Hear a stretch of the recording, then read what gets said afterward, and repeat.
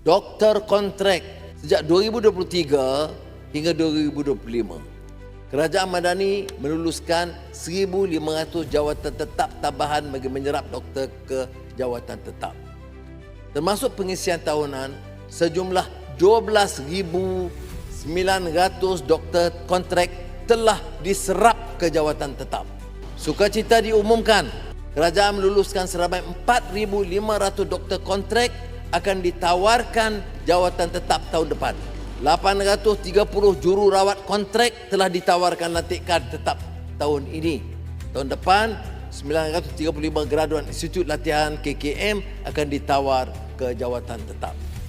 Kadar fee perunding pengamal perubatan am tidak disemak sejak 2006. Kerajaan bersetuju menetapkan semula kadar fee perunding antara RM10 hingga RM80. Sukacita saya umumkan, kadar allowance tugas atas panggilan etap yang tidak dikaji sejak 2011 dinaikkan sekitar 40%, dan ini juga rekod kerana kita mula dari 1 Oktober. Maknanya doktor boleh claim dari 1 Oktober. Ini jarang-jarang berlaku. Bila kita putuskan belanjawan, kita beri ruang kepada doktor yang bersusah payah bekerja, yang bertugas aktif dan sebagainya, dan kita awalkan ke 1 Oktober.